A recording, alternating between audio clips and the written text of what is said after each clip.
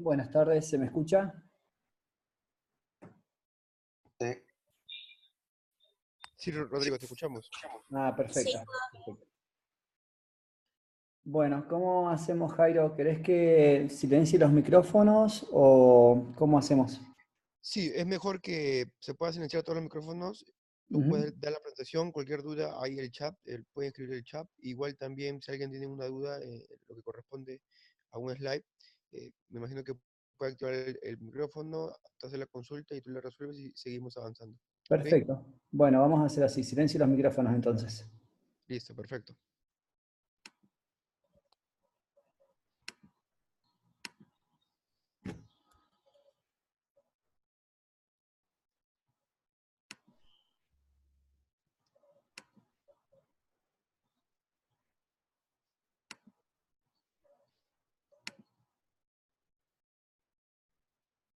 Bueno, ya está grabando. ¿Qué tal? Buenas tardes. Mi nombre es Rodrigo Merlo. Soy doctor en Ciencias del Deporte y hoy vamos a estar hablando del entrenamiento físico para desarrollar la potencia muscular en los deportes y también para hipertrofiar, lo que vendría a ser estética corporal. Así que vamos a iniciar la conferencia. Comenzaremos, bueno, soy representante del Colegio Profesional de Licenciados en Entrenamiento Deportivo y en esta ocasión estamos invitados por el profesor José Jairo a este diplomado de especialización profesional en nutrición y entrenamiento físico, al cual le agradezco enormemente la invitación. Gracias, Jairo. Y vamos a tratar de aportar un poquito sobre el tema de la musculación desde las dos corrientes más abordadas y de mayor demanda en el mercado, que serían el rendimiento deportivo y la estética corporal. Vamos a comenzar por las características de las fibras musculares, puesto que lo que nosotros vamos a estar tratando es de generar adaptaciones metabólicas, estructurales y neuronales sobre las miofibrilas que componen a las fibras musculares.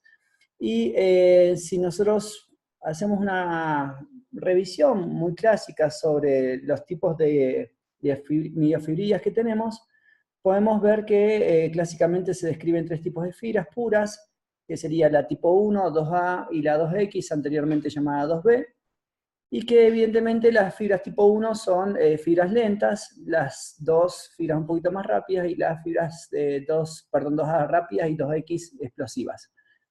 Obviamente las tipo 1 tienen una posibilidad de metabolizar las grasas muy alta mediante lo que es el sistema oxidativo.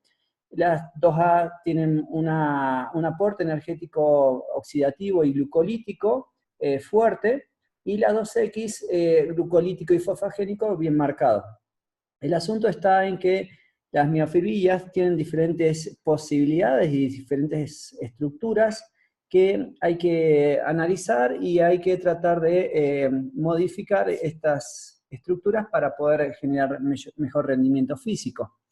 Ahora bien, si nosotros nos quedaríamos con solamente estos tres tipos de fibras musculares, tendríamos problemas a la hora de interpretar algunos estudios.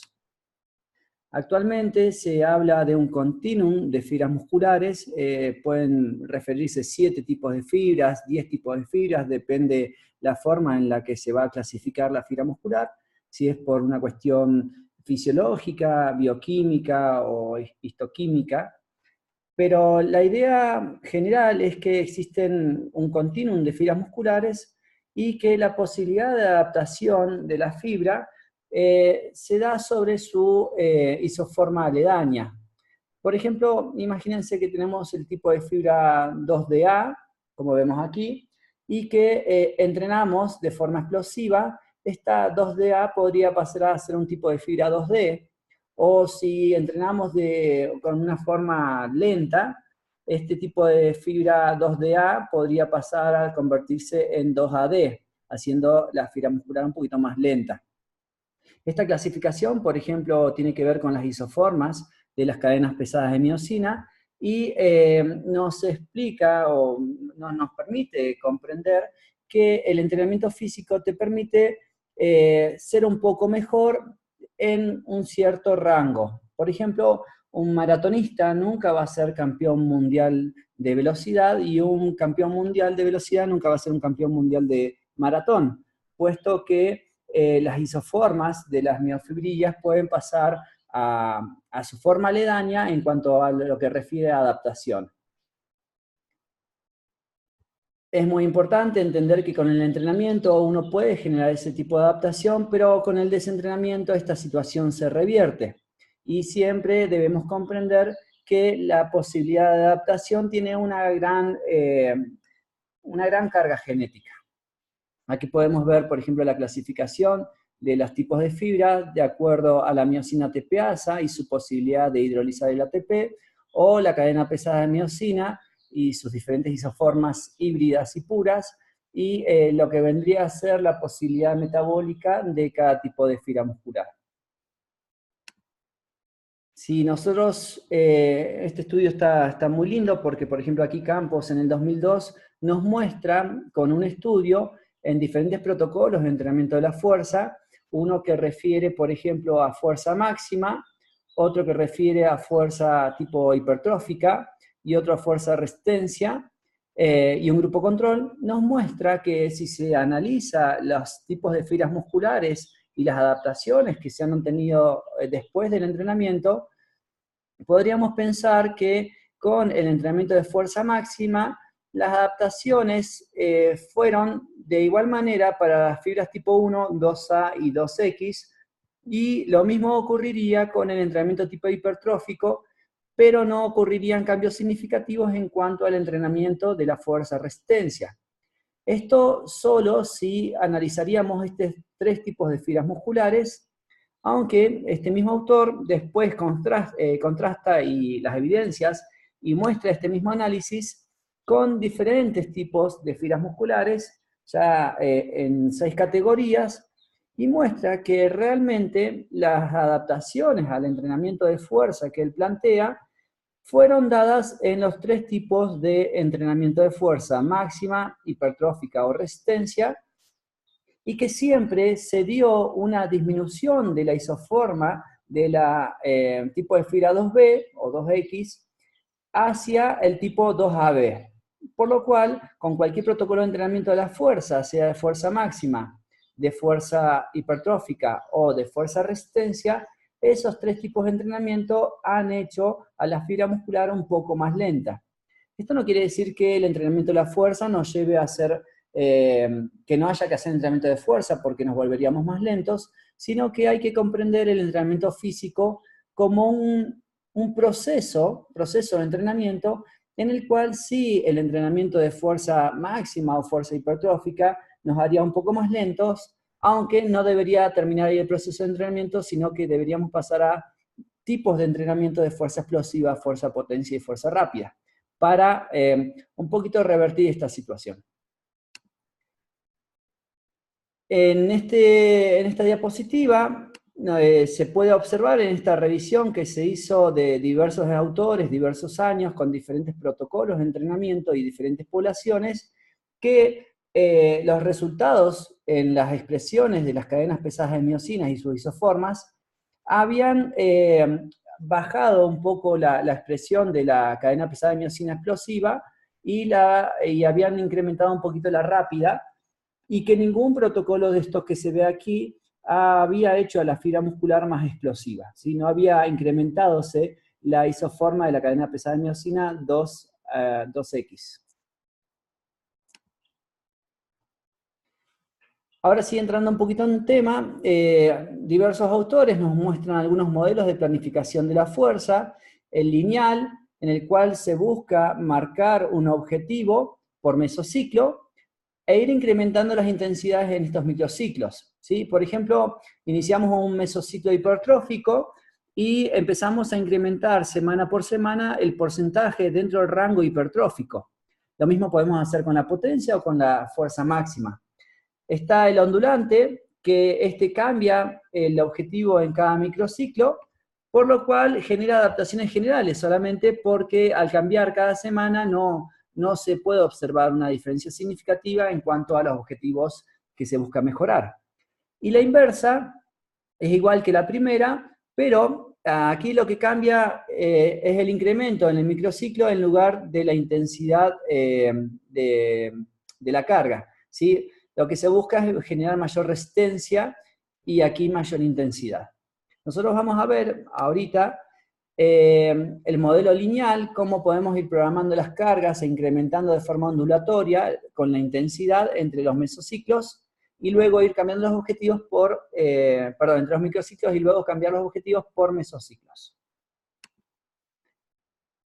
Obviamente, para programar el entrenamiento de fuerza, debemos darle al cliente ciertos parámetros para que él pueda realmente realizar los ejercicios de fuerza, y estos parámetros tienen que ver con qué peso va a colocar, cuántas repeticiones, series, qué pausa va a realizar y cuántas veces a la semana y qué tipo de ejercicios va a utilizar.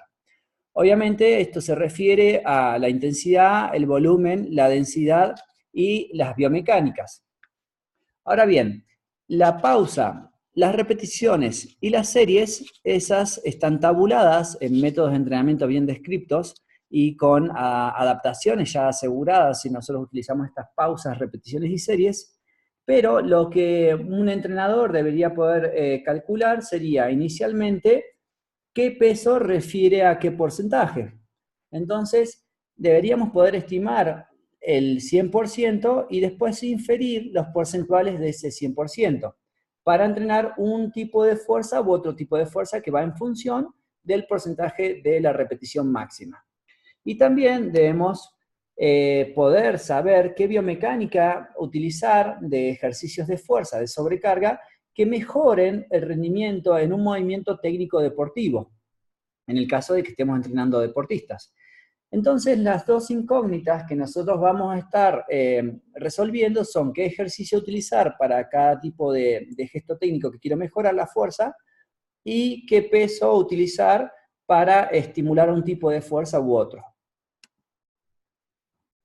Obviamente, la RM significa repetición máxima, y este es el término que se usa para indicar cuál es el peso máximo que cada persona puede movilizar solamente una vez en determinado movimiento u ejercicio.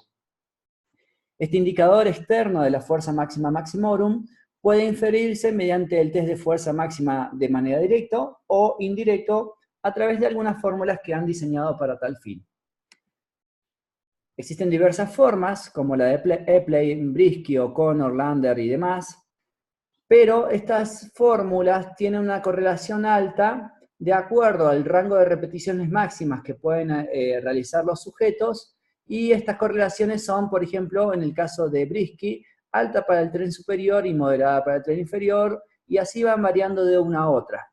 Las fórmulas deben ser aplicadas siempre considerando que no se realicen más de 6 repeticiones en el caso de Mayweather, y por ejemplo 15 en el caso de Play o 10 en el caso de Brisky. Entonces, depende de la fórmula que utilicemos, debemos considerar la correlación y el rango de repeticiones que haría respetar esta correlación. Una vez que elegimos la fórmula que vamos a utilizar, podemos armar un Excel. En este Excel colocamos en esta columna la fórmula y las dos variables en esta columna y en esta, en donde pondríamos el peso utilizado y las repeticiones máximas hasta el fallo, y nos daría el 100% en esta otra columna, en la del 100%.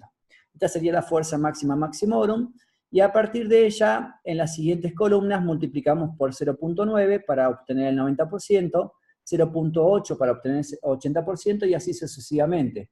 Marcamos un orden nominal arriba, en lo que sería la fuerza máxima del 80 al 100%, fuerza potencia, fuerza explosiva, y si no consideramos la velocidad del movimiento de la masa, podemos trabajar con resistencia a la fuerza de pesos altos o resistencia a la fuerza de pesos bajos. Esto es una tablita que podemos usar de manera simple, con el cual podemos inferir los pesos que hay que utilizar para cada porcentual que representan diferentes tipos de fuerza.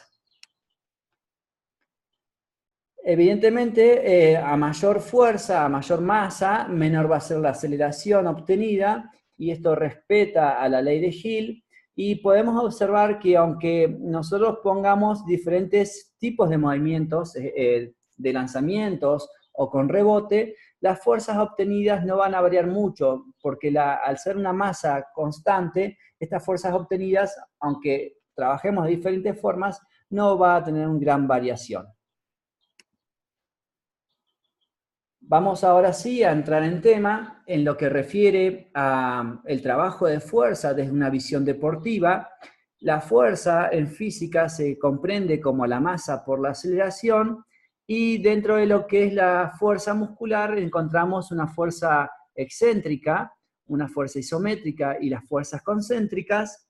Y la idea es ir yendo desde una mayor masa hacia una mayor aceleración.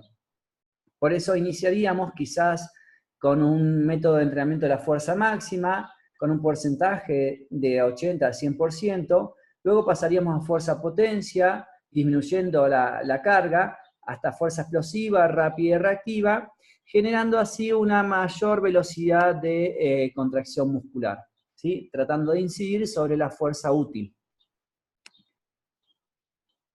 Entonces, nosotros lo que vamos a estar tratando de mejorar aquí sería la tasa del desarrollo de la fuerza, porque esta tasa del desarrollo de la fuerza es lo que nos permite aplicar mucha fuerza en un tiempo deportivo. En el deporte, según Nacleiro, se busca mejorar el tiempo empleado en alcanzar el pico máximo de fuerza aplicada en diferentes pesos. Con pesos más altos, la fuerza aplicada es mayor, aunque se necesita más tiempo para desarrollarla. La idea es poder aplicar más fuerza en el mismo tiempo que tenemos para aplicarla. Ahora, el asunto está en que es cierto que vamos a ir de la masa hacia la aceleración, pero considerando siempre la masa y la aceleración útil, la masa y la aceleración aplicada, puesto que no es lo mismo el proceso de entrenamiento de la fuerza explosiva al de la fuerza máxima sostenida. Pensemos, por ejemplo, en la siguiente diapositiva, donde podemos ver, en el caso de las artes marciales mixtas, que existen diferentes tipos de fuerzas aplicadas. Aquí, por ejemplo, vemos que una llave, por ejemplo, una mataleón, requiere una fuerza máxima sostenida en el tiempo, en donde por momentos la fuerza va a ser concéntrica, porque venzo la fuerza de mi oponente. Después puede ser isométrica, porque se equiparan las fuerzas mías y la del oponente, o inclusive puede ser excéntrica, porque el oponente empieza a vencer la fuerza que yo puedo ejercer. De esta manera, obviamente, el proceso de entrenamiento para este tipo de técnica no va a llegar hasta una fuerza rápida, porque sobrepasaría la aceleración lograda en la técnica específica y disminuiría demasiado la fuerza que se requiere aplicar. Entonces, para lo que serían técnicas que aplican fuerzas máximas, estaríamos trabajando obviamente más de un segundo de contracción, y empezaríamos en un periodo de acumulación con fuerzas excéntricas, luego pasaríamos al periodo de transformación a trabajar de forma isométrica, llegando a trabajar con fuerzas máximas concéntricas. Obviamente, la aceleración corta deja de incrementarse la aceleración y de bajar la masa en los pesos mínimos que se va a aplicar en la técnica específica. Si vemos, por ejemplo, un derribe, podríamos pensar que es una fuerza-potencia por la cantidad de masa a movilizar y el tiempo que tenemos para hacerlo, y entonces, al ser una fuerza-potencia, empezaríamos con fuerza máxima, luego fuerza-potencia en su rango superior, y fuerza-potencia en su rango inferior. Lo mismo pasaría con una patada, que refiere a un tipo de fuerza explosiva, con 300 a 400 milésimas de segundos de aplicación de la fuerza, y entonces iniciaríamos con fuerza máxima, pasaríamos fuerza-potencia hasta llegar a fuerza explosiva.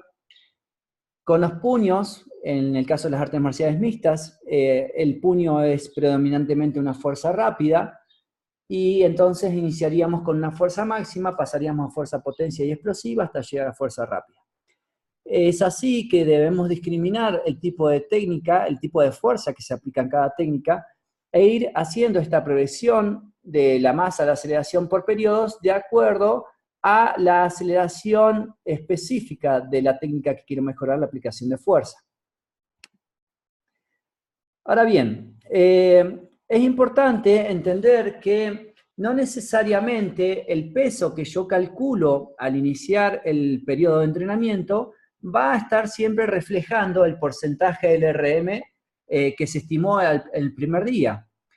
Como el RM va variando día con día, también hay que hacer este ajuste en las sesiones. Entonces, para esto, Malden nos propone un protocolo de perfil de la carga y la velocidad, en donde nos dice que debemos controlar, por ejemplo, con el 20 o el 30% del RM, hacer 2 o 3 repeticiones y ver de esa manera cuál fue la velocidad desarrollada con un encoder lineal. Luego, hacer 2 repeticiones con el 40 o el 50% y ver de ese 50% cuál fue la velocidad desarrollada. Hacer lo mismo para 60 o 70%, ver su velocidad, 70 y 80%, ver la velocidad, hasta el 85 o inclusive 100%. El asunto es que cada porcentual del RM está asociado directamente con una velocidad específica. Y a pesar de que la carga en ocasiones no represente el porcentual del RM, sí lo va a hacer la velocidad. Entonces, si nosotros controlamos la velocidad del movimiento de la masa con un encoder al iniciar el ejercicio y constatamos que esa velocidad refiere realmente al porcentual con el que queremos trabajar, nos vamos a asegurar la adaptación específica y no vamos a estar equivocándonos porque quizás el sujeto mejoró su RM o lo empeoró en función de su carga y su descarga interna. Es por eso que para el deporte sería adecuado controlar la velocidad de la masa en cada sesión. ¿Sí? Por ejemplo, vemos que el porcentual del RM del 22 al 50%, estamos hablando de una velocidad de 1.46 metros por segundo hasta 0.83 metros por segundo. Si nosotros, por ejemplo, colocamos 40 kilos, que referiría al 44% en este caso, y con 40 kilos el sujeto hace 0.62 metros por segundo, significa que ese día el sujeto estaba muy estresado, muy fatigado, durmió mal, comió mal o algo le pasó, que ese peso que en realidad referiría al 44% está hoy por hoy sintiéndose como un 67%. La velocidad va a ser lenta y la adaptación va a ser hacia fibra lenta.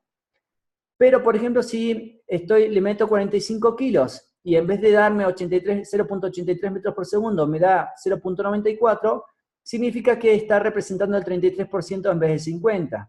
Entonces debería sumar más peso para encontrar esta velocidad y trabajar con este porcentual y obtener así las adaptaciones que realmente estoy buscando. Fíjense, por ejemplo, este trabajo de Juan Hernández, un amigo de Argentina, nos muestra que a partir de controlar las velocidades logradas, él puede con un encoder encontrar, por ejemplo, 4 semanas antes de las peleas, 3.744 watts, y una semana antes de la pelea, 4.059 watts. Observa a lo largo del tiempo, de mayo a septiembre, las adaptaciones que se fueron dando en los diferentes pesos en mayo y en septiembre, y las velocidades, cómo se fueron modificando a lo largo de los meses, y fíjense que las mayores adaptaciones se dieron en la zona de fuerza explosiva y de fuerza potencia, donde él estaba buscando mejorar la aplicación de fuerza, y fíjense que en las fuerzas máximas prácticamente no hubieron adaptaciones, y esto en realidad está bien porque él estuvo trabajando lo que sería la fuerza útil, la fuerza aplicada en los deportes como en el caso de Juan, que trabaja el boxeo.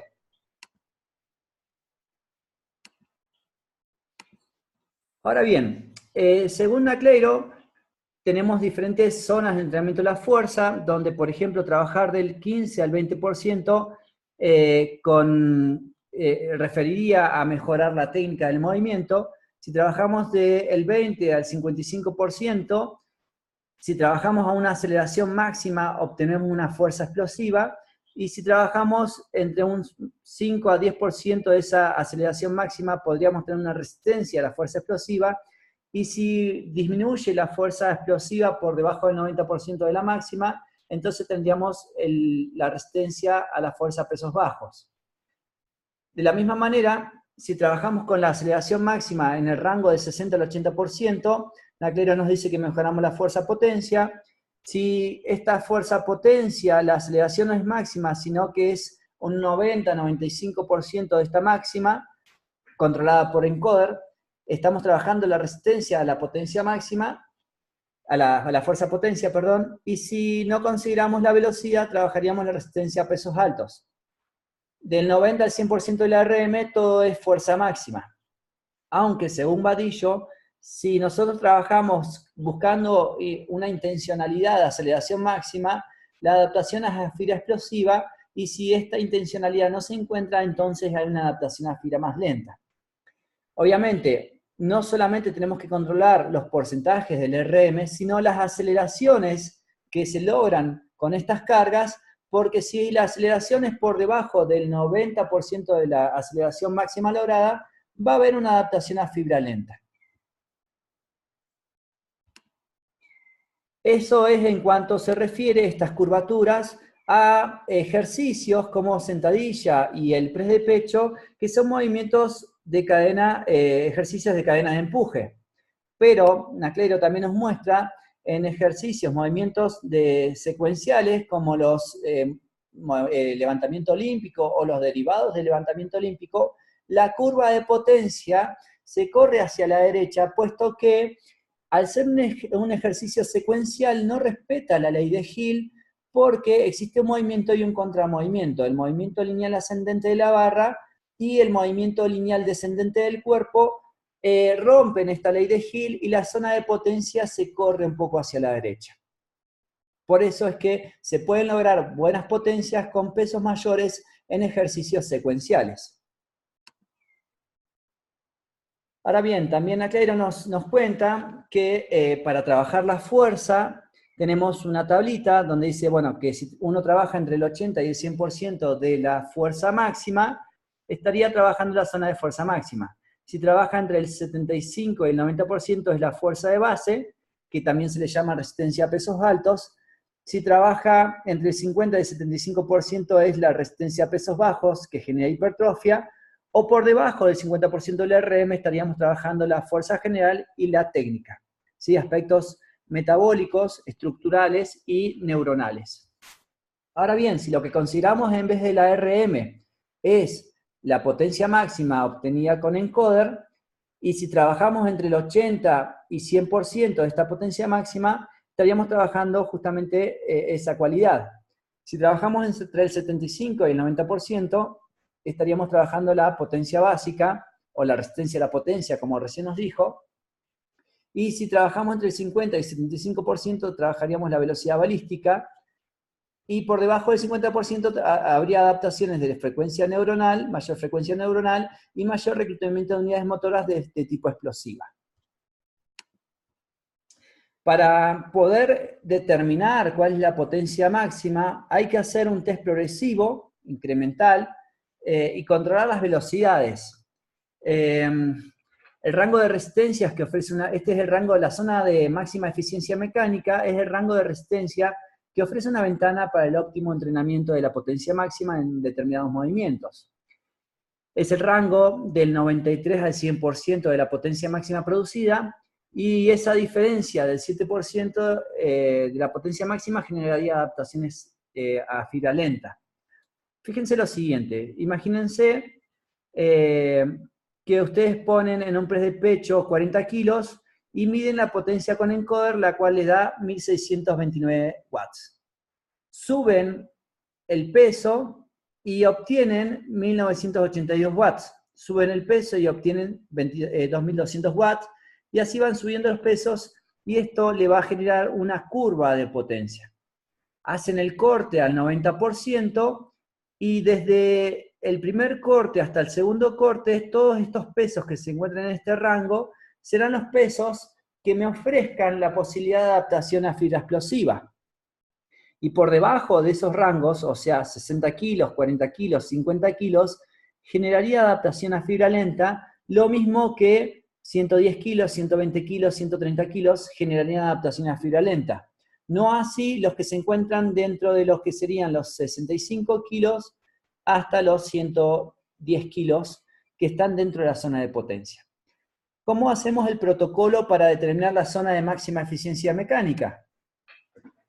Aquí también Aclero nos muestra el protocolo a partir de 8 series, en donde marca las cantidades de series y abajo los porcentajes de la RM que se van a utilizar para hacer 1 o 2 o 3 repeticiones con pausas inicialmente de 1 minuto, luego de 2 minutos, luego de 3, 4 y hasta 5 minutos. Esto nos va a permitir calcular la curva de potencia y estimar los pesos dentro de los cuales nosotros estaríamos generando adaptación a fibra rápida. Ahora también, además de considerar el peso en el cual nosotros movilizamos por arriba del 95-93% de la potencia máxima, también hay que considerar la cantidad de repeticiones con la cual podemos generar esa potencia. Este también es un trabajo de Juan, en el cual nos muestra que el primer sujeto puede mantener la velocidad media más de 5 repeticiones. Aquí pueden ver esa posibilidad. Pero el otro sujeto, o quizás el mismo sujeto en otro día, no puede mantener más allá de 2 repeticiones la potencia, la velocidad media. ¿Esto qué significa? Que también hay que controlar la cantidad de repeticiones que se puede hacer cada día para generar adaptación a fibra explosiva, porque cada repetición que trabajemos por debajo del 93% de la potencia máxima, estaremos estimulando a fibra lenta. Así que hay que controlar no solo la carga y la velocidad de la carga, sino el volumen en el que se puede mantener esa velocidad de la carga, para asegurar una adaptación específica. También es muy importante considerar los ciclos de estiramiento-acortamiento en el entrenamiento, puesto que, por ejemplo, si nosotros hiciéramos un squat jump, como esta figura que está aquí, ¿sí? Desde una posición de 90 grados en la rodilla, en la cadera, salto, la cantidad de fuerza obtenida es mucho menor, por ejemplo, 4.449 newton por segundos, y el mayor pico de fuerza se dio en 22 milisegundos, que si lo comparamos contra un contra-model jump, en donde uno está parado, baja y sube inmediatamente, este ciclo de estiramiento-cortamiento se suma a la fuerza de contracción, en lo que sería la fuerza elástica de los tendones y el reflejo miotático, y nos permite tener mucho más fuerza en mucho menor tiempo, y esta cuestión va a generar evidentemente adaptaciones a fibras explosivas mucho más notorias que si no incorporamos ciclos de estiramiento-cortamiento. Ahora bien, este ciclo de estiramiento-cortamiento debe ser breve. Fíjense aquí esta gráfica donde hay un nivel de fuerza concéntrica pura, y si a este tipo de fuerza uno le suma anteriormente un ciclo de estiramiento-acortamiento, muy bien. Si nosotros incorporamos un ciclo de estiramiento antes del de contracción y es breve, observen la fuerza que se eleva mucho más que sin el ciclo de estiramiento previo. Ahora bien, si este ciclo de estiramiento previo es muy extenso, si se extiende en el tiempo, como en este caso, se pierde la fuerza elástica obtenida en este estiramiento, se pierde como calor. Y entonces, ¿a qué queremos hacer referencia con esto? A que todos los entrenadores que hacen pliometría o multisaltos en superficies blandas como son la arena, la tierra, el césped o las colchonetas, lo que están logrando es que esa energía elástica que estuvimos tratando de estimular se pierda por el tiempo de contacto con el suelo y de esa manera no aproveche la fuerza elástica ni el reflejo miotático. Esto puede verse aquí en estos datos que sacó el profesor Masse en el 2010, en donde él nos muestra que un ciclo de estiramiento-acortamiento rápido de 97 milisegundos obtiene una potencia de 3.763 watts. Pero si el ciclo de estiramiento se vuelve medio o largo, cada vez mientras más se extiende el tiempo de contacto con el suelo, se vuelve más, se pierde fuerza, se pierde energía como calor. Hasta aquí, ¿cómo vamos? ¿Vamos bien? ¿Cómo se entiende la conferencia? ¿Quieren que vayamos un poquito más lento? Está bien. Perfecto. El resto puede comentar en el chat, a ver qué les parece, si hay alguna pregunta.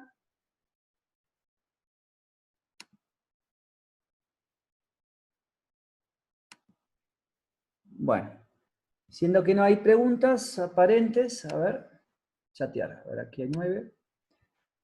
¿Todo bien? Más lento, por favor, dice Roberto. Perfecto, Roberto, disculpa, voy a ir más lento. Y seguimos. Bueno, ahorita vamos a ver un poquito lo que sería la otra visión, la visión de la estética.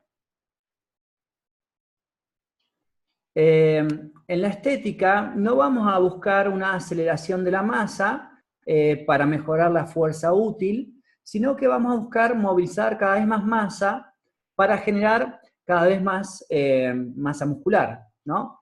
Esto es una visión estética, entonces no vamos a ir desde fuerza máxima a fuerza potencia, fuerza explosiva, rápida y reactiva, sino que vamos a estar variando desde lo que es la fuerza máxima y la fuerza resistencia a pesos altos y a pesos bajos para generar, mediante los 3 mecanismos hipertróficos, mayor masa muscular.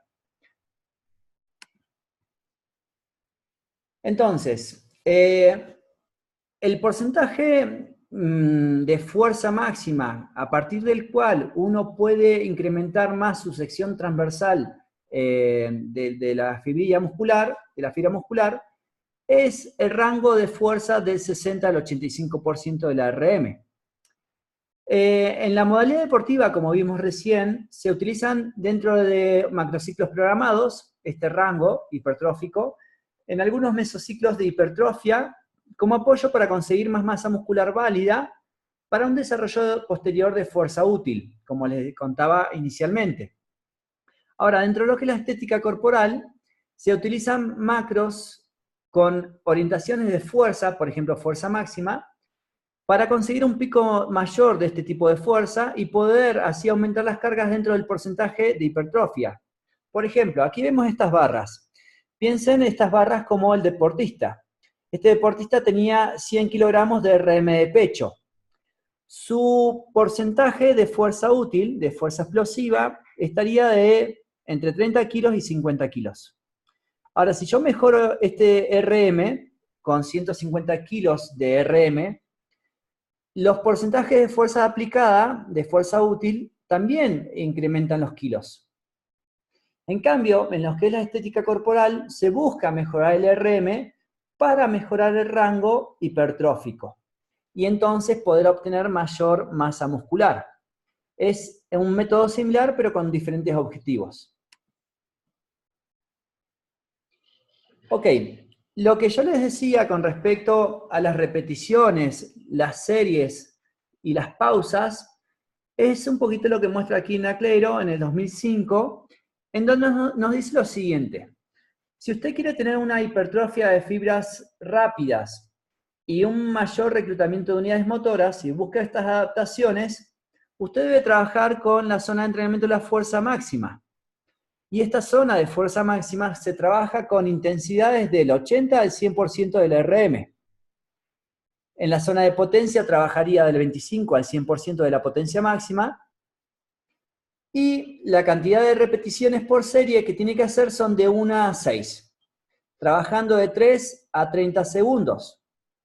La cantidad de series por grupo muscular que puede realizar son de 1 a 9, siempre y cuando,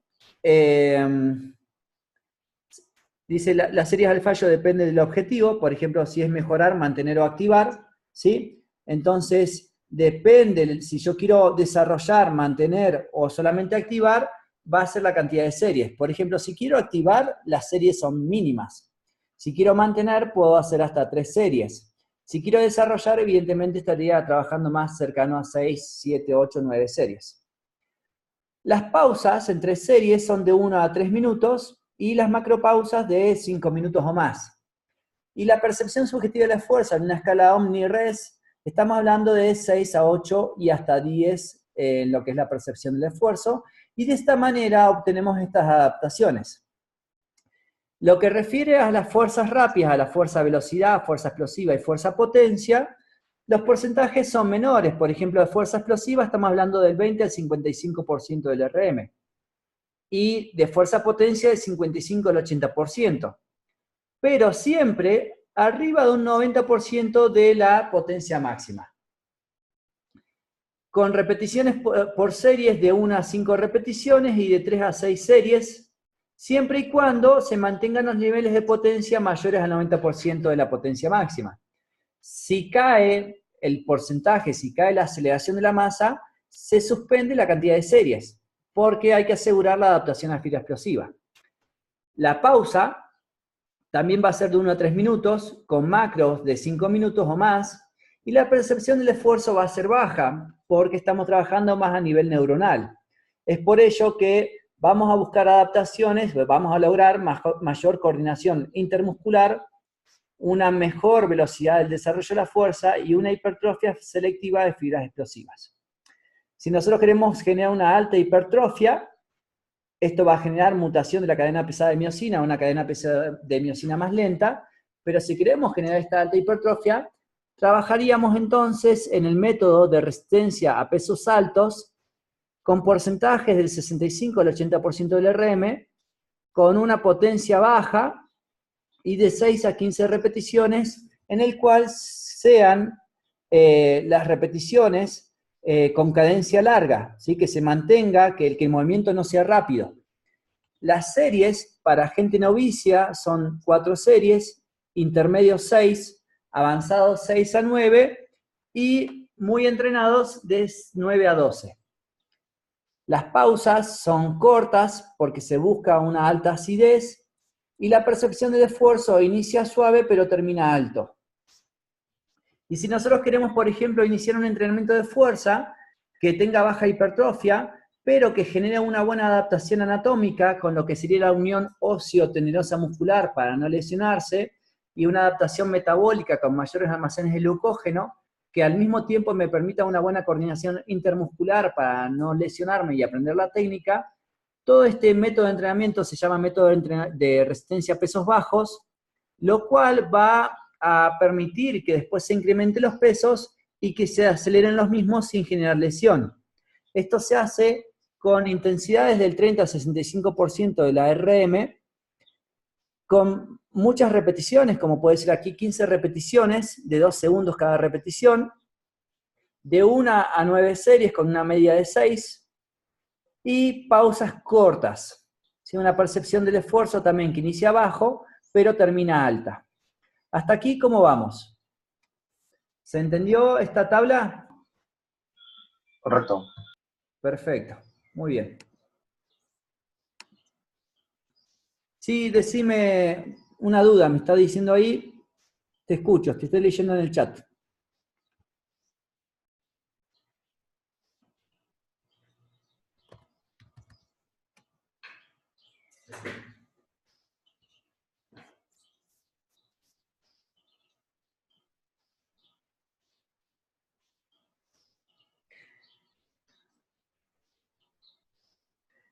Bueno, en cuanto a personas no entrenadas con condiciones patológicas, deberías, ver qué condición patológica es, si es una cuestión neuronal, si es una cuestión de atrofia muscular, si es de lesión, depende de qué se trate, pero a grandes rasgos,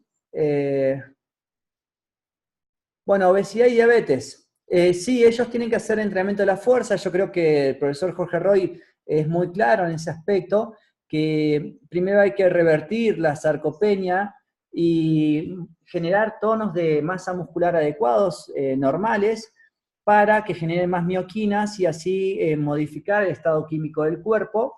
Pero bueno, el especialista en ese área es el profesor Jorge Roy, que está en este mismo diplomado, y creo que podrían hablar con él sobre el tema, porque lo que sería entrenamiento de la fuerza para la salud no es muy fuerte, aunque gracias a las aportaciones del profesor Roy, tengo alguna idea del asunto, ¿sí? Obviamente yo creo que en cuanto al entrenamiento, inicialmente debemos comenzar con una cuestión cultural, en donde el sujeto se habitúe a ir a un lugar determinados días por día, en determinado horario, y se sienta cómodo con eso, y genere ese hábito de ir a un lugar a hacer algo, ¿sí? Luego, empezar a cargar al organismo con peso, con entrenamiento específico, pero siempre de manera progresiva, de menos a más, asegurando que no se lesione, con una enseñanza técnica adecuada, con trabajos de movilidad articular que me aseguren que no se lesione, y bueno, ir incrementando los volúmenes y las intensidades como para asegurar combatir esta sarcopenia. Pero desde mi punto de vista como educador físico, sí también hay que considerar la cuestión social, en donde el sujeto tiene que sentirse cómodo, a gusto, para poder sostener esto en el tiempo. Alberto, el timing de la contracción en la fase excéntrica, concéntrica y isométrica también debería controlarse de cara a estimular algún tipo de fibra u objetivo fisiológico.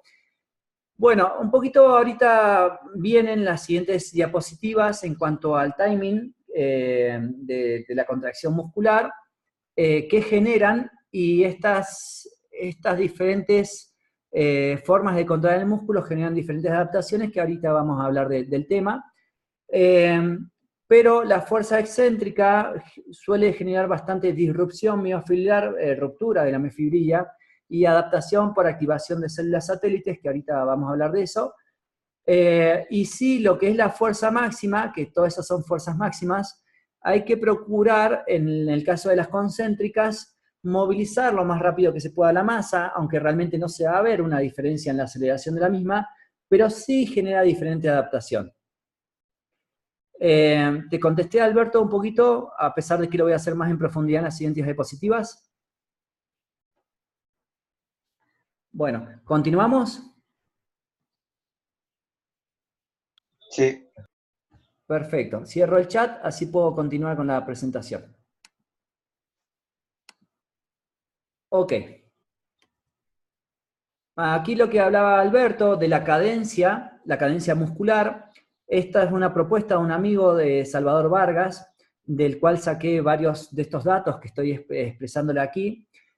Vargas propone un trabajo máximo bajo tensión muscular, en el cual dice que en el momento del periodo hipertrófico podríamos trabajar en lo que sería el mecanismo de estrés metabólico, ¿sí? Podríamos trabajar con cadencias largas, iniciando la primera semana con 4 segundos de contracción, de lo que sería la cadencia de contracción y extensión, de 4 segundos, luego pasar a 6 segundos y llegar hasta 8 segundos como máximo en la tercera semana. En algunas series y en otras disminuir las cadencias e incluso explosivas para aumentar las cargas de trabajo, priorizando la fase excéntrica. De esta manera, al extender el tiempo de contracción muscular, vamos a poder incrementar el estrés metabólico, ¿sí?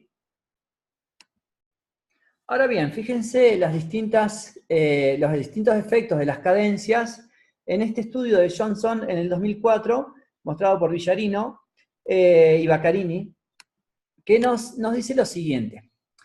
Por ejemplo, si la cadencia es de 10 por 10, 10 segundos de contracción, 10 de relajación, acá estos datos son de 12 segundos supuestamente. Bueno, no, protocolo de 10 por 10. Los niveles de fuerza van a ser bajos, ¿sí? 15 kilogramos obtenidos con este protocolo de 10 por 10, aunque al estar 10 segundos contrayendo, el estrés metabólico va a ser alto. Si yo, por ejemplo, disminuyo la cadencia y hago 5 por 5, voy a obtener un poco más de fuerza, aunque va a seguir siendo baja, y va a seguir siendo significativo el estrés metabólico por el tiempo de contracción muscular. El tiempo de contracción muscular nos va a elevar la hidrólisis del ATP. Si yo estoy contrayendo el músculo mucho tiempo, como 10 segundos, la hidrólisis del ATP es alta, puesto que se libera mucho calcio en la zona del sarcómero. Este calcio se une a la troponina C, se libera del sitio activo para que se generen los puentes de actina y miosina.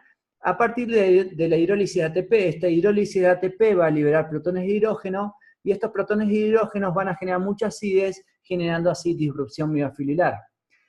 Y esto tiene que ver con el estrés metabólico. Ahora bien, si hago otro protocolo donde hago 2 segundos de contracción y 4 de relajación, noten que sube un poco la fuerza. Y si hago una contracción explosiva y descanso 2 segundos y otra explosiva 2 segundos, los niveles de fuerza van a ser mucho más altos y los niveles metabólicos, el estrés metabólico van a ser más bajos. Entonces, con cadencias más cortas, lo que yo estaría obteniendo sería una hipertrofia a partir de una mayor tensión mecánica y no tanto a partir de un estrés metabólico. De todas maneras, cualquiera de las dos me permitiría incrementar la hipertrofia muscular.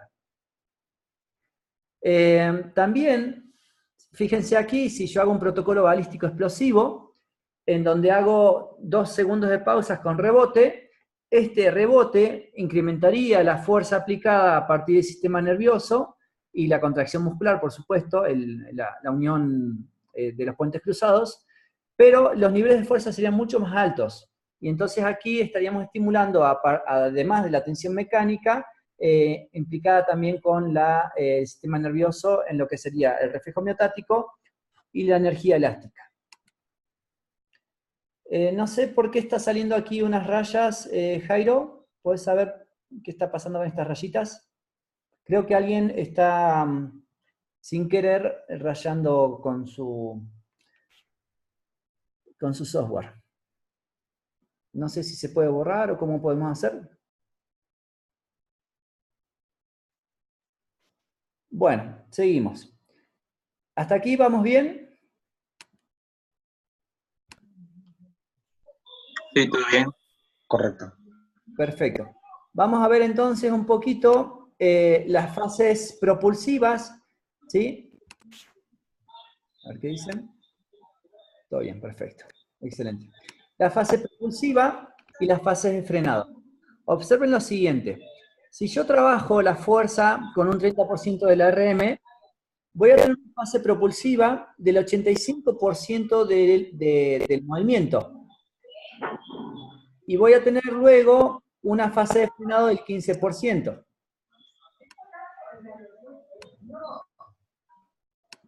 En cambio, si trabajo con 60% o el 90% de la RM, mientras más masa coloco, menos fase de frenado encuentro.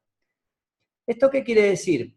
Que si yo pongo poco peso, la fuerza inercial facilita el movimiento de masa y la fase de frenado se debe incrementar al final del recorrido.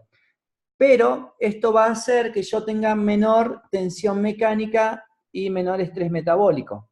¿Cómo puedo modificar o cómo puedo anular esta fase de frenado? Observen aquí, por ejemplo, que las fases de frenado son notorias en pesos bajos, pero en pesos mayores al 80% de la RM son inexistentes. Casi todo vendría a ser fase propulsiva. Pero si yo quiero generar hipertrofia, debería, con estos pesos hipertróficos, ¿sí? 60, 65, 70, 75%, debería poder anular esta fase de frenado e incrementar la tensión mecánica durante todo el movimiento articular. Esto lo puedo hacer a partir de incorporar este tipo de elementos como son cadenas o son bandas elásticas que van a estar eliminando en la fase final del recorrido la fase de frenado, ¿sí? Y generaría así mayor tensión mecánica y mayor estrés metabólico que facilitarían la hipertrofia muscular. Entonces, como ya dijimos, la tensión mecánica, el estrés metabólico y el daño muscular son factores determinantes para la hipertrofia muscular. Y en función de estos factores vamos a armar los protocolos de entrenamiento para la estética corporal. Empecemos por la tensión mecánica. El tiempo bajo tensión es determinado por justamente el tiempo y la carga, ¿sí? La tensión mecánica refiere a al peso y el tiempo de contracción. Por eso la cadencia más larga genera más hipertrofia, porque determina a la tensión mecánica que está compuesta por el tiempo de tensión y la carga de trabajo. Ahora bien, el tiempo de tensión, la intención es que se reclute mayor número de fibras musculares por agotamiento. Entonces, si yo estoy haciendo una cadencia de 4 segundos, de 6 segundos, de 8 segundos, y hago varias repeticiones, las fibras musculares actuantes empiezan a fatigar y empiezan a reclutarse fibras aledañas. Ahora bien, cuando yo coloco mucha carga de trabajo, la intención es que se reclute unidades motoras bajo el principio de tamaño, en donde mientras más carga coloco, más fibras se empiezan a acoplar para movilizar la misma. La adaptación de este primer mecanismo, que es la tensión mecánica, también se dispara a partir de un estiramiento externo, como puede ser una contracción concéntrica, una contracción muscular concéntrica, en donde el músculo jala los ligamentos, y este ligamento modifica la fibra colágena, modifica la estructura molecular de la integrina cambia su estructura molecular y libera su sitio activo, que se puede fosforilar, y a partir de la fosforilación del sitio activo de la integrina, se dispara el mecanismo de mecanotransducción que va a activar la AKT y la mTOR para la síntesis proteica. ¿Sí? O también podemos hacerlo mediante el entrenamiento excéntrico, en donde a partir de un entrenamiento excéntrico se va a estirar el sarcómero, va a ser amortiguado este estiramiento por la proteína titina, que se ancla en el disco Z, y cuando la titina vuelva a su estructura original, al estar anclado en el disco Z, va a jalar a las proteínas que se encuentran dentro de esta estructura, ¿sí? Aquí, y al jalar estas proteínas que se encuentran en el disco Z, como las mismas están interconexas entre proteínas hasta la membrana de la célula, donde se encuentra la integrina, van a modificar con toda esta tensión también la estructura molecular de la integrina y liberar también su sitio activo. A partir de la liberación del sitio activo de la integrina, se va a activar la mecanotransducción vía AKT y mTOR. Entonces, tanto el estiramiento, la fuerza excéntrica como concéntrica puede ayudar a lo que sería la síntesis proteica. El segundo mecanismo de hipertrofia que vamos a tratar hoy es el estrés metabólico. Evidentemente es dependiente de la glucólisis rápida. Los metabolitos resultantes son lactato, protón de hidrógeno y fosforino orgánico, y esto se trabaja con intensidades menor a 1 RM. La hipoxia, esto lo obtuve de una publicación de un amigo llamado Leandro Carbone, que hizo soporte oclusivo en el grupo Zona de Entrenamiento. Nos muestra estas investigaciones que cita Leandro, de esta investigación de Townsend, que la hipoxia ayuda a la síntesis proteica, genera síntesis proteica. Cito lo que nos refiere Leandro en su artículo. La proteína de estrés térmico 72 parece contribuir al incremento del área de sección cruzada muscular, aumentando como respuesta al entrenamiento con oclusión vascular. Esto fue de Kawada 2005. Puesto que es inducido por estresores tales como el calor, la isquemia, la hipoxia y los radicales libres. Entonces, el entrenamiento oclusivo genera hipoxia, y esta hipoxia favorece a la síntesis proteica. ¿Hasta aquí cómo vamos? Bien. Perfecto, seguimos. El tercer punto, el tercer mecanismo que vamos a hablar es el de daño muscular, ¿sí? Mayormente facilitado por fuerzas excéntricas. La respuesta al miodaño ha sido vinculada con las respuestas inflamatorias agudas, ¿sí? Esto se da inmediatamente en lo que es el entrenamiento. Y una vez que se ha percibido el daño por el cuerpo, los neutrófilos, que son estos chiquititos que ven aquí, migran al área del trauma, donde se encuentra la disrupción miofibrilar, luego de lo cual las fibras dañadas liberan agentes que atraen a los macrófagos. Estos macrófagos luego van a activar a las células satélites vía interleuquina 6, y de esta manera las células satélites van a viajar a la zona dañada y van a donar sus mionúcleos. Observen aquí que el macrófago activa a las células satélites vía interleuquina 6, y las células satélites van a proliferar y diferenciarse a partir de insulina, de un estado químico de la insulina con factor de crecimiento tipo 1, hormona de crecimiento, testosterona, insulina, leptina y demás, llegando a la zona lesionada, donando sus mionúcleos, y estos mionúcleos van a generar ARN mensajero, este va a ir a la célula, al ribosoma, y en el ribosoma se va a generar mayor síntesis proteica para estar reparando la célula dañada. El asunto está en que estos mionúcleos que son donados por las células satélites quedan en la célula misma. Y entonces, uno cuando vuelve a entrenar después de dejar de entrenar, la adaptación es más rápida porque estos núcleos de la célula muscular ya se encuentran en un volumen suficiente como para generar una adaptación más rápida.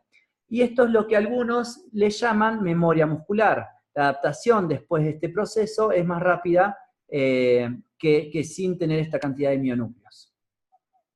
Entonces, vamos un poquito más a la parte práctica.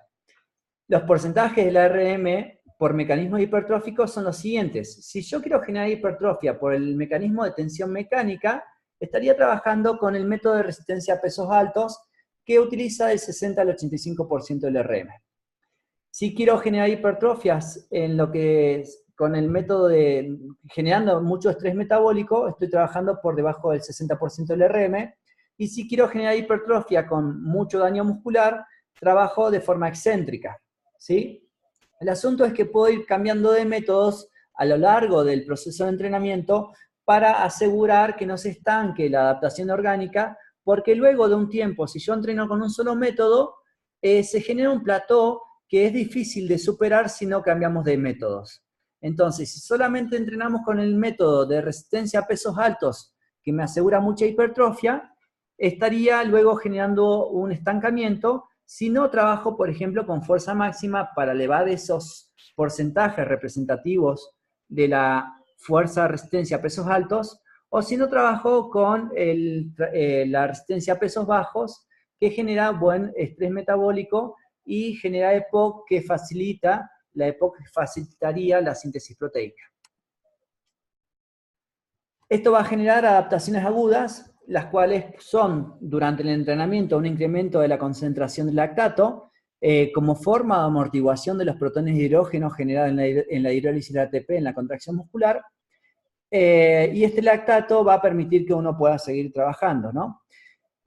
También se va a incrementar el flujo sanguíneo, la disrupción miofiliar se puede presentar si es suficientemente fuerte el ejercicio. Se va a generar mayor degradación proteica, se va a incrementar la testosterona y la hormona de crecimiento en lo inmediato. Pero también, luego del entrenamiento, hasta 48 o 72 horas se va a mantener elevada la testosterona y la hormona de crecimiento. Esto nos muestra que no necesariamente hay que entrenar diario un grupo muscular, porque esta elevación de testosterona y hormona de crecimiento se mantiene elevada a lo largo de los días posteriores al entrenamiento. Obviamente la degradación proteica también se mantiene elevada, los procesos proinflamatorios también, que van a facilitar la síntesis proteica posterior al entrenamiento de la fuerza. Y como adaptaciones crónicas, vamos a observar un número y un área de sección cruzada miofiliar mayor, también capilares sanguíneos que estén aportando nutrientes y sacando desechos de la zona, mayor contenido de glucógeno muscular, mayores proteínas sarcoplasmáticas y mayor flujo intracelular por presión oncótica producida por esta mayor cantidad de proteínas sarcoplasmáticas. Y las adaptaciones neuromusculares que nos ofrece el entrenamiento de la fuerza son cambios en la activación de los músculos agonistas, si se activan más rápido y mejor, mayor reclutamiento de las unidades motoras, mayor frecuencia de disparo, mejor potenciación refleja y mejor coactivación antagonista. Obviamente, las adaptaciones que primero se van a ir obteniendo, que son las neuronales, con el desentrenamiento también son las primeras que se van a ir. Entonces, luego de un periodo de desentrenamiento breve, lo que va a caer, la fuerza va a caer por cuestiones neuronales. Entonces, si yo dejo de entrenar por un periodo de 2-3 semanas, el enfoque al entrenamiento posterior a ello debería centrarse en volver a recuperar estas adaptaciones neuronales y no tanto en cuanto a lo estructural, porque esto no ha sido afectado notoriamente por el tiempo que ha pasado. Con respecto al fallo muscular, Salvador nos dice que la desventaja que puede ocasionar este tipo de trabajo es un posible sobreentrenamiento y estrés psicológico. Cuando se alcanzan periodos de trabajo al fallo por 16 semanas, eso puede ocurrir, y entonces hay que tener cuidado, y la estrategia más utilizada sería entonces generar ciclos de 6 semanas de entrenamiento que busquemos el fallo muscular, y luego cortar para no generar este sobreentrenamiento. También el control de la carga interna, debemos considerar no solo la percepción subjetiva del esfuerzo, sino la percepción de la recuperación, ¿sí? Nosotros deberíamos estar cuantificando la percepción del esfuerzo. Por ejemplo, si la sesión pasada encontré 13 en la escala ¿cómo se llama? De percepción del esfuerzo, encontré 13, a la siguiente sesión, cuando vaya a cargar nuevamente al organismo, debo encontrar el mismo número o mayor para asegurarme que se ha producido la supercompensación. Si yo no controlo la percepción del esfuerzo y la percepción de la recuperación, no me aseguro esta armonía entre la carga y la descarga, entre el estrés y la supercompensación. Otra forma en la que se puede hacer para controlar la carga interna en la percepción del sujeto es hacer un cuestionario de wellness mediante Google Drive y poder ver qué tan estresado se encuentra, la calidad del sueño, el dolor muscular, el nivel de energía y de fatiga del sujeto, e ir controlando estas variables para poder comprender si el sujeto ha descansado bien, ha comido bien, es esta supercompensación que nosotros estamos buscando lograr. Obviamente cada fase tiene diferentes objetivos. Hay fases de adaptación anatómica, la cual busca, como ya dijimos, una mejor unión óseo-tendinosa muscular y prevenir posibles lesiones. La hipertrofia mixta, lo que busca es un aumento de la hipertrofia e inducir a la fuerza máxima. La fase de hipertrofia busca el incremento de la sección transversal del músculo y el equilibrio de todas las zonas musculares. El de fuerza máxima busca un acondicionamiento muscular de las fibras y de la contracción rápida, mejorar el tono y la densidad muscular y mejorar la coordinación inter- e intramuscular. La definición muscular, esta fase buscaría marcar el músculo mediante la quema de grasa subcutánea, y la de transición sería la fase que nos permitiría volver a recorrer el ciclo nuevamente. Hay que asegurarse que si yo voy a estar trabajando en este rango de RM para generar hipertrofia notoria, las velocidades que representan este rango están marcadas también. Y si la velocidad que obtengo, por ejemplo, con el 72%, no es 0.53 metros por segundo en este sujeto, sino que es 0.94, significa que el sujeto ya mejoró su fuerza máxima y debería estar trabajando con más peso. En vez de trabajar con 65 kilos, quizás con 80. Y viceversa también, si la velocidad no es de 0.53 con el 72%, que sería 65 kilos, sino que es de 0.25, eso representa el 94% del RM, y quizás el sujeto está fatigado, no ha alcanzado a supercompensar, y yo debería bajar la carga para asegurarme estar trabajando en ese porcentual del RM.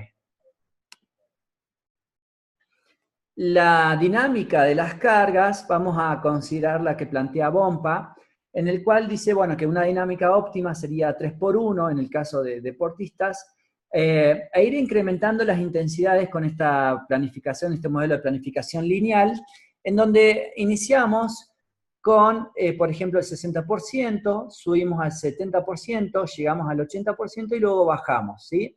En una semana introductoria, una de carga, una de choque y una de descarga, y luego podemos cambiar el método de entrenamiento. En vez de resistencia a pesos altos, quizás nos pasemos a fuerza máxima, pero con la misma dinámica, empezando quizás con 85% del RM, luego pasando al 90, 95 y bajando al 80.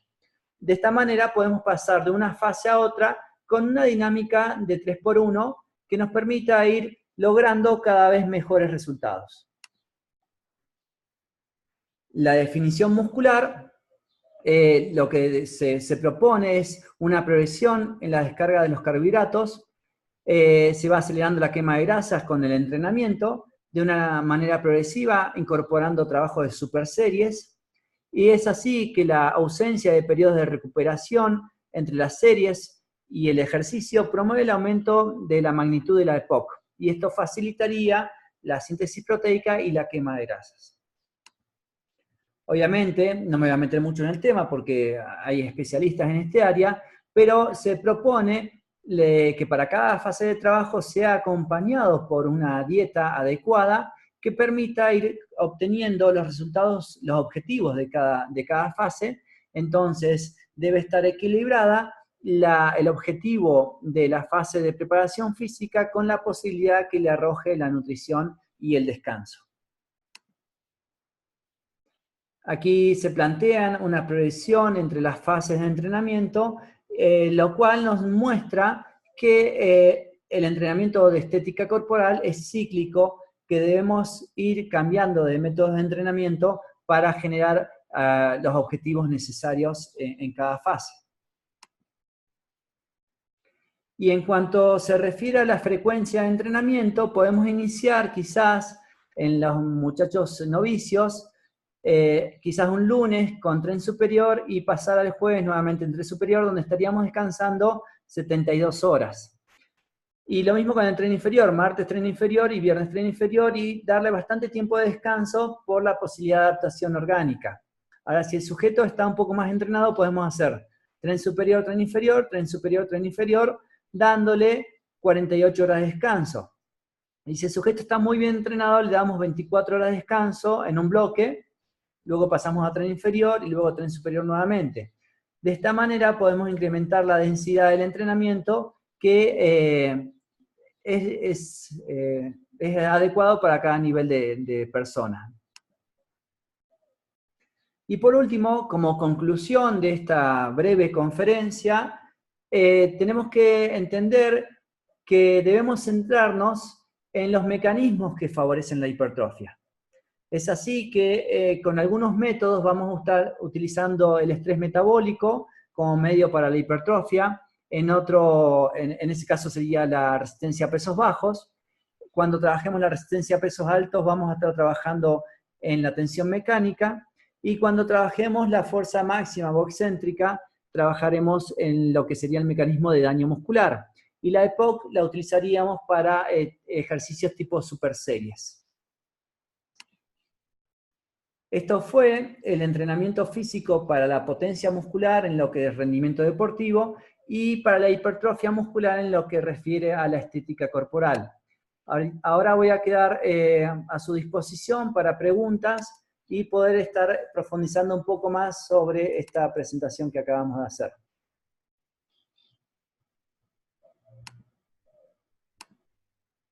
Quedo atento al chat. O si quieren, podemos abrir el micrófono. Sí, profe, una pregunta. Sí. Usted habla del entrenamiento lineal. ¿Es parecido al ATR o es diferente? Y si es diferente, ¿qué opinión tiene sobre el entrenamiento ATR? Bueno, el modelo lineal de entrenamiento de la fuerza refiere a que en cada mes de ciclo se trabaja un objetivo específico. Entonces, por ejemplo, supongamos en este mes de marzo voy a estar trabajando la fuerza hipertrófica con el método de entrenamiento de resistencia a pesos altos. Pero este método de resistencia a pesos altos nos dice que podemos trabajar de un 60 a un 85% de la RM. Entonces inicio la primera semana con 60%. La siguiente semana coloco el 70%. La otra semana el 80% y luego bajo nuevamente al 60%. Y pasando ese mes ya no uso resistencia a pesos altos, sino que me voy al método de entrenamiento de fuerza máxima. Iniciando con 80%, luego 90%, luego 100% y luego 80%. Y voy incrementando las intensidades en 3 semanas y cambiando los métodos de entrenamiento entre los mesociclos. Eso en cuanto al entrenamiento lineal. En cuanto al entrenamiento ATR, está más enfocado en lo deportivo, porque busca la forma deportiva al finalizar el mesociclo de realización. Uno al principio genera acumulación de trabajo, luego transformación de este trabajo a los gestos y a las intensidades deportivas, y luego utiliza lo logrado, lo desarrollado biológicamente para la competencia. Entonces, sí son cosas diferentes porque uno es más orientado hacia la estética y otro más hacia el rendimiento deportivo. Digamos, Gracias, profe. en el ATR para Claro. la fuerza deportiva yo utilizaría inicialmente fuerza máxima en el periodo de acumulación, en el periodo de transformación utilizaría fuerza potencia y en el periodo de realización fuerza explosiva o rápida, ¿no? Entonces iría de la masa a la aceleración. Muy bien, gracias. De nada. ¿Alguna otra pregunta? Profe, le hice una pregunta al chat. Ah, perdón, Alberto, ahora la leo. Se suele categorizar a la hipertrofia como de predominancia sarcomérica o de predominancia sarcoplasmática. ¿Se puede realmente controlar a qué tipo de hipertrofia apunta con esta variable que ha mencionado y cuáles serían las principales diferencias entre los dos tipos? Bueno, se cree que, no es, que la hipertrofia, sarcoplasmática no existe, solamente existe la hipertrofia sarcomérica. Generalmente se ha creído esto porque el mayor volumen muscular no se asocia directamente con la mayor fuerza, no hay una correlación lineal entre el incremento del músculo y la fuerza. Pero esto tiene que ver más bien con cuestiones neuronales, con cuestiones de reclutamiento de unidades motoras y frecuencia de disparos que hacen que no se pueda observar esta fuerza que no condice con el tamaño muscular que se ha logrado. No, obviamente hay un mayor volumen de líquido intracelular por presión oncótica, por tener mayor cantidad de proteínas, pero en realidad no existe una hipertrofia, según algunos autores, sarcoplasmática, sino simplemente es la sarcomérica. Eso según lo que algunos autores están hablando al día de hoy.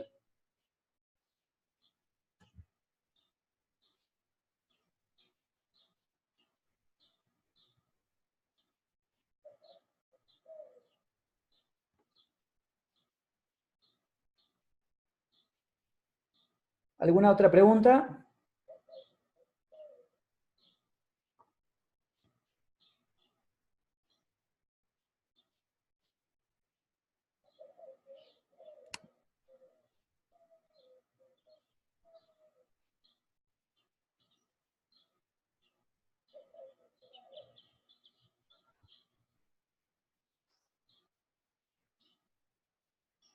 Bueno, Jairo, si no hay preguntas, ¿cómo hacemos para que quede grabada esto? Bueno, a ver, Eduardo. Dice, según su experiencia, ¿a qué se puede deber el estancamiento de la hipertrofia en algunas personas? Bueno, un poquito lo que yo te comentaba, ¿no? Que hay que ir cambiando de método de entrenamiento para poder, por ejemplo, si yo trabajo solamente con el método de resistencia a pesos altos, estaría trabajando entre el 60 y el 85% del RM, y va a haber un plató, una posibilidad de adaptación que se va a estancar. Pero si luego de 1 o 2 meses yo trabajo, en vez de seguir trabajando con ese método, trabajo la fuerza máxima y elevo la fuerza máxima, elevo el RM, también estaría elevando las cargas con las que puedo trabajar al 60 al 85%.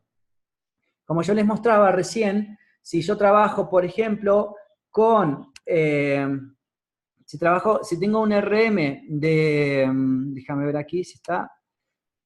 Dame un segundito. Acá. Fíjate aquí, si yo tengo un RM de 100 kilos, ¿sí? Si tengo este RM de 100 kilos, mi 60-85% son de 60-85 kilos. Pero si mejoro mi RM a partir de trabajar la fuerza máxima y lo llevo, por ejemplo, a 150 kilos, el peso que voy a poder movilizar de un 60-85% también va a ser mayor. Entonces, este mayor peso que puedo movilizar en este área va a generar mayor tensión mecánica y va a generar mayor hipertrofia. Entonces, el asunto de ir variando de un método de entrenamiento a otro va a ir posibilitando romper estos estancamientos.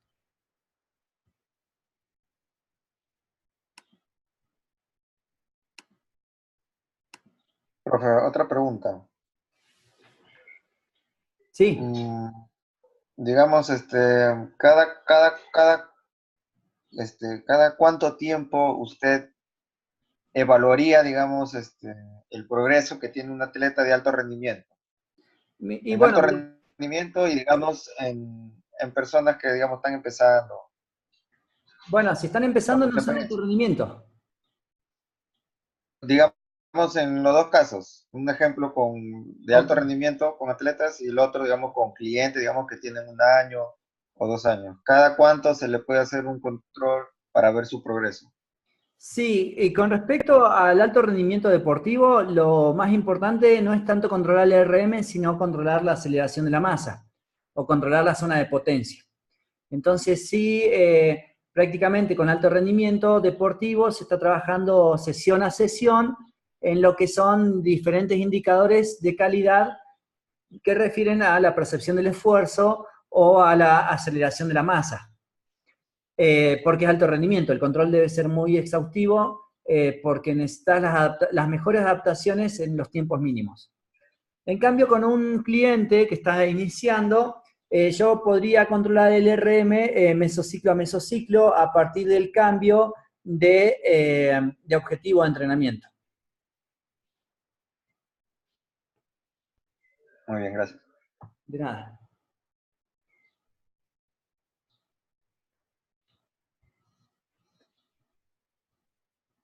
¿Alguna otra pregunta?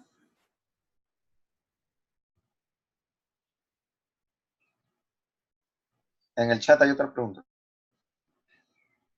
Dice, ¿sugiere volver a evaluar el RM cada vez que se cambie de método? Sí. Ya le había contestado ese. ¿Me podría explicar los parámetros para el entrenamiento de la fuerza? Los parámetros,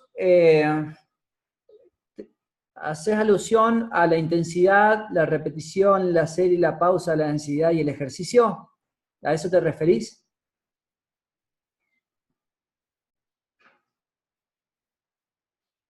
Bueno, acá es como una medicina, ¿no? El mayor productor de fármacos es el cuerpo, entonces estos fármacos se producen de acuerdo a cómo se entrene. Entonces, por ejemplo, si yo descanso poco entre series, esto va a generar una acidez alta, porque no voy a poder remover los protones de hidrógenos de una célula que tiene mucha concentración de acidez hacia una aledaña, a través de los MSTS, ¿sí? Estos buffers de lactato, estos buffers biológicos, van a bajar la acidez de la célula muscular si yo le dejo una buena pausa. Si yo no le dejo una buena pausa, esta acidez se va a elevar y va a generar mayor disrupción miofiliar.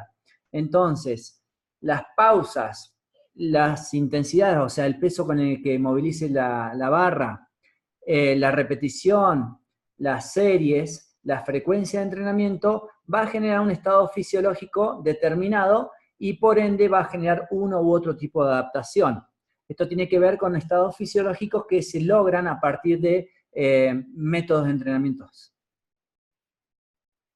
No sé si te expliqué, si me expliqué bien, Diana, en cuanto a por qué variar la cantidad de repeticiones, series y demás.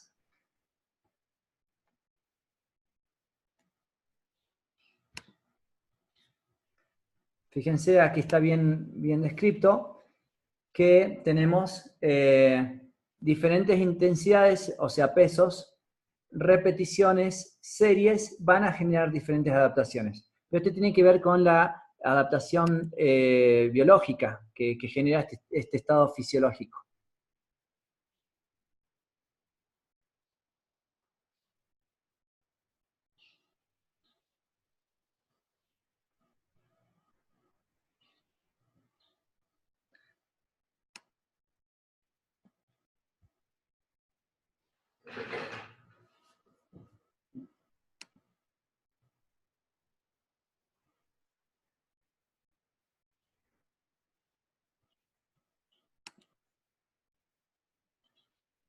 Rodrigo, sí creo que ya no hay ninguna otra pregunta más para acotar.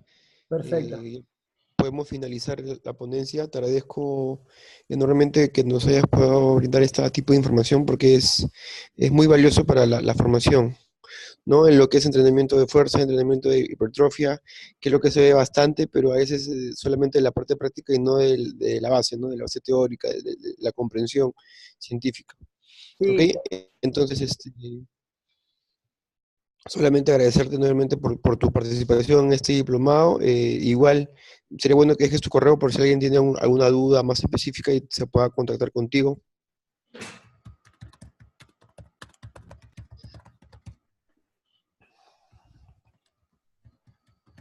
bueno, te agradezco enormemente, Jairo. Estoy a su completa disposición en todo lo que podamos ayudar. En el caso de que me hagan una pregunta que posiblemente no sepa, tenemos muy buenos profesionales, colegas que trabajamos en equipo y que tratamos de ir aprendiendo e ir compartiendo humildemente lo que vamos aprendiendo. Esto va cambiando día con día, es demasiado rápido la forma en la que cambia esto. Y bueno, quiero realmente agradecerles por darme este espacio y poder compartir con ustedes. Para mí es un honor enorme poder estar al lado de conferencistas como los que tienen este diplomado y espero poder haber cumplido con sus expectativas. Listo, Rodrigo, muchas gracias. Entonces ahí está en el chat, está tu correo para si algún participante quiere alguna duda que se contacte contigo. Y bueno, sería todo lo que es la potencia del día de hoy. Gracias. Solamente, sí, muchas gracias, Rodrigo, en nombre de todos los participantes. Y bueno, al cerrar este chat, Rodrigo te va a preguntar si quiere grabar la reunión. Le das que sí, por favor, y de ahí me compartes la reunión para dárselos a Perfecto. todos los participantes. Pongo detener grabación y luego finalizar reunión, ¿no? Sí, cualquiera de los dos. O de repente finalizar reunión y ahí te va a hacer un cuadro preguntándote si quieres guardar la reunión, ¿no? Y le das que sí, por favor. Eso hago. Bueno, muchas gracias. Listo. Saludos a Hasta todos. luego. Buenas noches. Gracias.